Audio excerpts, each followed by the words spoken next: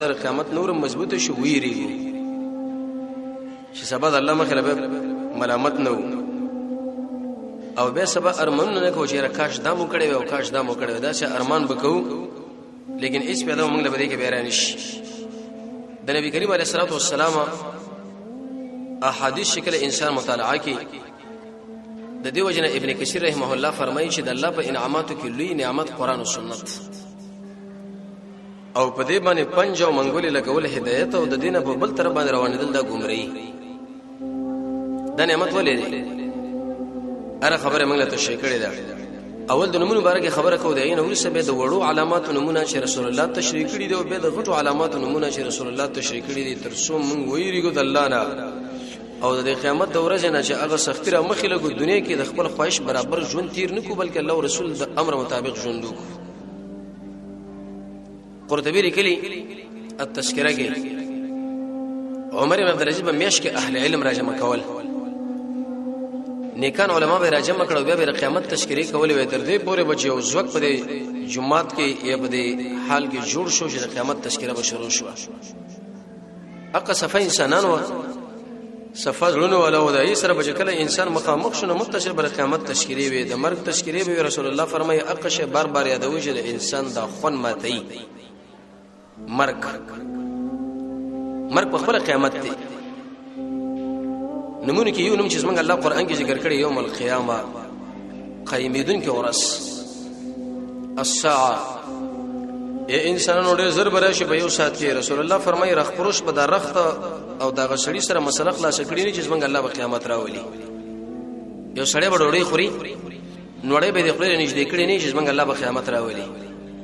دومره زر دا د الله نبی ولی موږ له وی معنا دا چې چلیږي چې د آیات ساته ای خلکو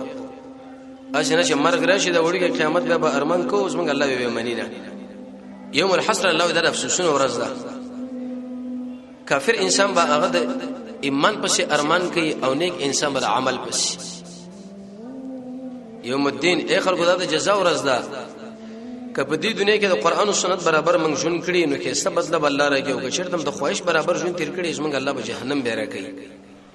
سزا الاخره اخره یوم عظیم رب العالمین فرمایي دا ډېره غټه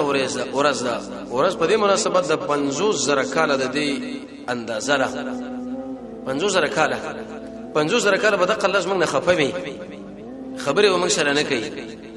50000 کاله کې به د قنور زمنګ د بدن له یو مل په اندازه باندې رانیږدي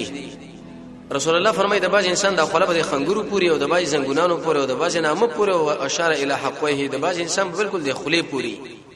دا چې موږ پر خپل باندې وایو خو لیکن حقیقت کې دا ډېر ګرانه خبره ده ته 50000 کاله په یوځای کې انتظار کوو د شي ګرمۍ کې انتظار کوو چیرته سورې نه یو د انسان نه د خپل روان یو بربند حدیث کې راځي رسول الله فرمایي چې انسان په قدم هم نشي خسره بده کیفیت به ولاړی د یو عقیده غواړي انسان چې ګره دا عقیده خپل کړه هغه چرته د خپل خواهش برابر ژوند تیر نه کی بلکې د الله او د الله رسول امر له بګوري